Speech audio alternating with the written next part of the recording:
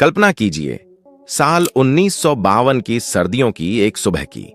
दिल्ली की हवाओं में नई नई मिली आजादी की गूंज और एक युवा गणतंत्र की हलचल थी। एक शांत कमरे में किताबों के ऊंचे ढेरों के बीच एक 61 वर्षीय व्यक्ति अपनी मेज पर बैठा था। उनकी आंखों पर मोटा चश्मा था, शरीर पर मधुमेह, डायबिटीज और अथक परिश्रम की थकान साफ झलक रही थी। यह डॉक्टर भीमराव अंबेडकर थे।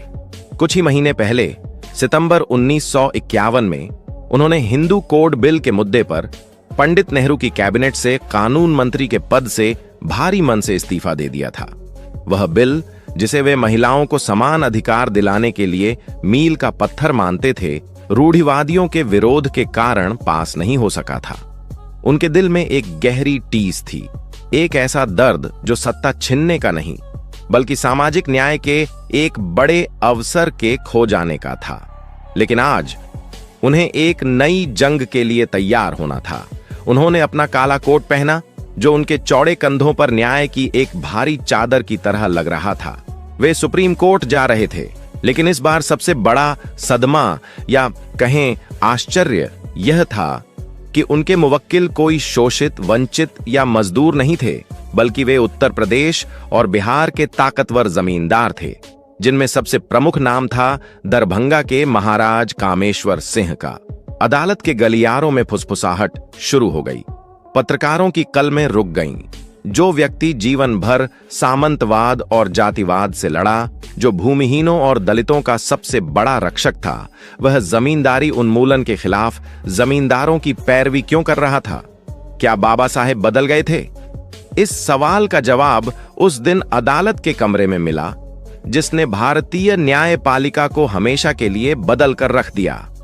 इस केस की पृष्ठभूमि को समझने के लिए हमें उस समय के भारत की सामाजिक और आर्थिक स्थिति को समझना होगा। अंग्रेजों ने भारत पर राज्य करने के लिए जमींदारी प्रथा का सहारा लिया था। इस व्यवस्था में चंद लोगों के पास हजारों एकड़ जमीनें होती थीं और लाखों किसान उन जमीनों पर पीढ़ियों से बिना किसी अधिकार के गुलामों की तरह खेती करते थे। जब 1947 में भारत आजाद हुआ तो नई सरकार, विशेषकर कांग्रेस का सबसे बड़ा वादा भूमि सुधार था। उद्देश्य साफ था, जमींदारों से जमीन छीनकर उसे उन गरीब किसानों में बांटना जो असल में उस पर पसीना बहाते थे। इसी वादे को पूरा करने के लिए बिहार सरकार ने बिहार भूमि सुधार अधिनियम 1950 पारित किया। उत्तर प्रदेश और मध्य प्रदेश ने भी ऐसे ही कानून बनाए। इन कानूनों के तहत राज्य को यह अधिकार मिल गया कि वह जमींदारों की जमीनें अधिग्रहित कर लें। जाहिर है, जमींदारों में हड़कंप मच गया। उनकी पीढ़ियों की सत्ता, धन और जमीनें उनके हाथों से फिसल रही थीं। बिहार के सबसे बड़े जमींदारों में से एक, दरभंगा के महाराज कामेश्वर सिंह ने इस कानून को पटना हाईकोर्ट में चुनौती दी। पटना हाईकोर्ट ने इस कानून को असंवैधानिक करार दे दिया। लेकिन मामला यहीं नहीं रुका। सरकार ने हार नहीं मानी और अंततः यह महासंग्राम नवगठित सुप्रीम कोर्ट के दरवाजे तक पहुंच गया। और यहीं प्रवेश होता है डॉक्टर अंबेडकर का। यह इतिहास का सबसे दिलचस्प मोड़ है। डॉक्टर अंबेडकर खुद मानते थे कि जमींदारी प्रथा खत्म होनी चाहिए।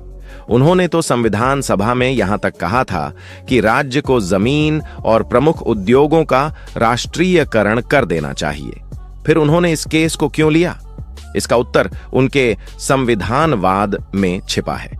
अंबेडकर का मानना था कि साध्य अंत चाहे जितना भी पवित्र हो, साधन और प्रक्रिया हमेशा न्याय संगत और संवैधानिक होनी चाहिए। उस समय के मूल संविधान में अनुच्छेद 31 एक मौलिक अधिकार था। इसके तहत राज्य किसी भी व्यक्ति की निजी संपत्ति तभी ले सकता था जब वह सार्वजनिक उद्देश्य के लिए हो। उसके बदले में उचित और न्याय संगत मुआवजा दिया जाए। बिहार सरकार के कानून में जो मुआवजे का प्रावधान था, वह बेहद मनमाना और भेदभावपूर्ण था। बड़े जमींदारों को उनकी जमीन की कीमत का केवल एक छोटा सा हिस्सा, लगभग 3 से 10 गुना तक, जबकि छोटे जमींदारों को अधिक दिया जा रहा था। कई मामलों में मुआवजा इतना कम था कि वह केवल एक धोखा प्रतीत होता था। डॉक्टर अंबेडकर को यह मंजूर नहीं था। उनका तर्क था कि अगर आज राज्य सरकार किसी अच्छे उद्देश्य का बहाना बनाकर बिना उचित मुआवजे के कुछ अमीर लोगों की संपत्ति जब्त कर लेता है, तो कल यही राज्य सार्वजनिक उद्देश्य का नाम लेकर किसी गरीब, अल्पसंख्यक या दलित की झोपड़ी भी बिना मुआवजे के छीन सकता है। डॉक्टर अंबेडकर किसी जमींदार को नहीं बचा रहे थे, वे संविधान की भावना को बचा रहे थे। वे राज्य की असीमित और मनमानी शक्तियों पर लगाम कस रहे थे। उनका मानना था कि अगर सरकार को जमीन लेनी है तो उसे बाजार भाव के अनुसार या एक तर्कसंगत फॉर्मूले के तहत पैसे चुकाने होंगे। डकैती को कानून का रूप नहीं दिया जा सकता। सुप्रीम कोर्ट में सुनवाई शुरू हुई। चीफ जस्टिस पतंजलि शास्त्री की अध्यक्षता वाली पीठ इस जटिल मामले को सुन रही थी। जब डॉक्टर अंबेडकर बहस करने के लिए खड़े हुए तो अदालत में सन्नाटा छा गया। उन्होंने अपने तर्कों की शुरुआत संविधान के अनुच्छेद 14 समानता का अधिकार और अनुच्छेद 31 संपत्ति का अधिकार से की। अब जॉनी डॉक्टर अंबेडकर ने किस प्रकार अपने तर्क प्रस्तुत किया। मुआवजा एक भ्रम नहीं हो सकता। डॉक्टर अंबेडकर ने अदालत को समझाया कि बिहार सरकार का कानून वास्तव में जमीन का अधिग्रहण नहीं बल्कि जब्ती कर रहा है। उन्होंने कहा, माय लॉर्ड, मुआवजा उस चीज के ठीक बराबर होना चाहिए जिससे मालिक को वंचित किया गया है। उन्होंने तर्क दिया कि कानून में मुआवजा तय करने का तरीका मनमाना है और संविधान के निर्माताओं, जिनमें वे खुद प्रमुख थे, कि राज्य बिना उचित कीमत चुकाए किसी की संपत्ति हड़प ले। राज्य का विशेषाधिकार की सीमाएं। डॉक्टर अंबेडकर ने अमेरिकी न्याय शास्त्र का हवाला देते हुए के सिद्धांत को समझाया। यह सिद्धांत कहता है कि राज्य के पास सार्वजनिक हित में निजी संपत्ति लेने का संप्रभु अधिकार है। लेकिन अंबेडकर ने जोर देकर कहा कि इस अधिकार की सबसे बड़ी शर्त ही न्याय संगत मुआवजा है। अगर मुआवजा नहीं है तो वह अधिग्रहण नहीं बल्कि राज्य द्वारा की गई लूट है। संविधान की भावना बनाम अक्षर। डॉक्टर अंबेडकर का सबसे शक्तिशाली तर्क यह था कि कानून केवल शब्दों का समूह नहीं है, उसकी एक आत्मा होती है। बिहार लैंड रिफॉर्म्स एक्ट के कुछ प्रावधान, विशेष रूप से धारा 4B और 23F इस तरह से बनाए गए थे कि जमींदारों को मिलने वाला मुआवजा कटकटाकर लगभग शून्य हो जाता था। डॉक्टर अंबेडकर ने इसे संविधान के साथ धोखा बताया। डॉक्टर अंबेडकर की आवाज में वह बुलंदी थी जो केवल उस इंसान में हो सकती है जिसने एक एक शब्द को अपने खून पसीने से गढ़ा हो। उन्होंने अदालत से कहा कि भावनाएं किसानों को जमीन देना न्याय के तराजू को नहीं झुका सकती। प्रक्रिया का पालन होना ही चाहिए। सुप्रीम कोर्ट के लिए यह एक धर्म संकट था। एक तरफ सामाजिक न्याय का तकाजा था कि जमींदारी खत्म हो, दूसरी तरफ मौलिक अधिकारों का दबाव था। अंततः सुप्रीम कोर्ट ने एक बेहद संतुलित फैसला सुनाया। अदालत ने बड़े पैमाने पर बिहार भूमि सुधार अधिनियम को संवैधानिक ठहराया और माना कि जमींदारी उन्मूलन सार्वजनिक उद्देश्य के लिए है। लेकिन डॉक्टर अंबेडकर की जीत कहां हुई? सुप्रीम कोर्ट ने अंबेडकर के तर्कों से सहमत होते हुए अधिनियम की उन धाराओं जैसे धारा 4B और 23F को असंवैधानिक करार देकर रद्द कर दिया, जो बिना उचित मुआवजे के संपत्ति हड़पने की कोशिश कर रही थीं। अदालत ने माना कि राज्य मुआवजे के नाम पर लोगों के साथ धोखा नहीं कर सकता। अंबेडकर ने यह साबित कर दिया कि कोई भी सरकार, चाहे वह कितने भी बड़े बहुमत में क्यों न हो, संविधान की मूल भावना और नागरिकों के मौलिक अधिकारों के साथ खिलवाड़ नहीं कर सकती। इस केस ने भारतीय राजनीति और न्यायपालिका में एक ऐसा भूकंप ला दिया कि तत्कालीन प्रधानमंत्री पंडित जवाहरलाल नेहरू को संविधान में पहला संशोधन 1951 लाना पड़ा। इस संशोधन के जरिए 9वीं अनुसूची जोड़ी गई, जिसमें भूमि सुधार कानूनों को डाल दिया गया ताकि उन्हें अदालतों में चुनौती न दी जा सके।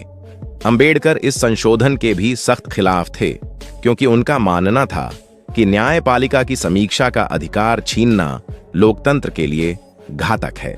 स्टेट ऑफ बिहार बनाम कामेश्वर सिंह का यह केस केवल कानूनी किताबों में दबे पन्नों का एक हिस्सा नहीं है, यह हमारे लिए आज भी एक जीता जागता सबक है। जब हम इस पूरी घटना का विश्लेषण करते हैं तो अंत में एक गहरा संदेश उभर कर आता है। नंबर 1, साध्य और साधन की पवित्रता। यह कहानी हमें सिखाती है कि केवल हमारा उद्देश्य अच्छा होना काफी नहीं है, उस उद्देश्य को पाने का रास्ता भी सही और कानूनी होना चाहिए। सरकार का उद्देश्य गरीबों को जमीन देना महान था, लेकिन उसका तरीका बिना उचित मुआवजे के जमीन छीनना गलत था।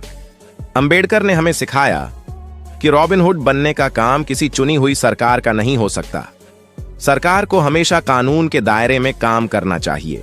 नंबर 2, सिद्धांतों के लिए खड़े होने का साहस। सोचिए, उस समय अंबेडकर पर क्या गुजरी होगी।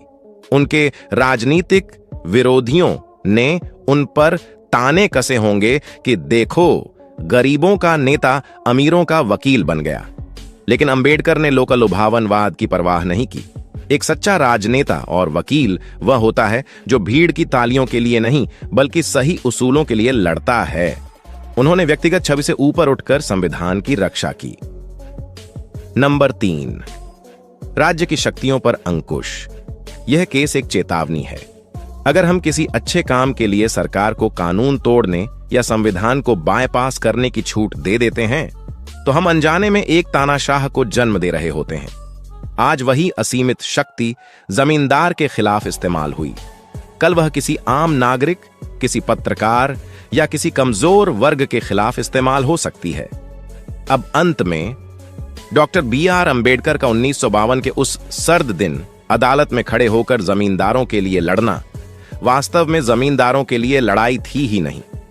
वह लड़ाई मेरे, आपके और इस देश के आने वाले हर नागरिक के अधिकारों के लिए थी। वह इस बात की गारंटी तय कर रहे थे कि भारत का राज्य कभी भी अपने नागरिकों का शोषक न बन पाए। यह केस हमें याद दिलाता है कि संविधान केवल कागज पर लिखे गए अक्षरों का नाम नहीं है, वह एक भावना है, एक आत्मा है। और जब भी कोई सत्ता उस आत्मा को कुचलने की कोशिश करेगी, तो इतिहास में हमेशा एक अंबेडकर खड़ा होगा, जो काले कोट में अदालत की चौखट पर न्याय की गुहार लगाएगा और सत्ता की आंखों में आंखें डालकर कहेगा, कानून से ऊपर कोई नहीं है। आज की वीडियो में बस इतना ही। बाबा साहब पर बनाया गया हमारा यह वीडियो कैसा लगा, आप हमें कमेंट करके जरूर बताएं। दोस्तों, आज की वीडियो में बस इतना ही। इस चैनल पर मैं सिर्फ बाबा साहब के जीवन से जुड़ी छोटी बड़ी सभी जानकारी लेकर आता रहता हूं। यदि आप बाबा साहब को पसंद करते हो और इनके बारे में और अधिक जानना चाहते हो, तो हम वीडियो को पूरा देखने के लिए धन्यवाद उम्मीद करता हूं।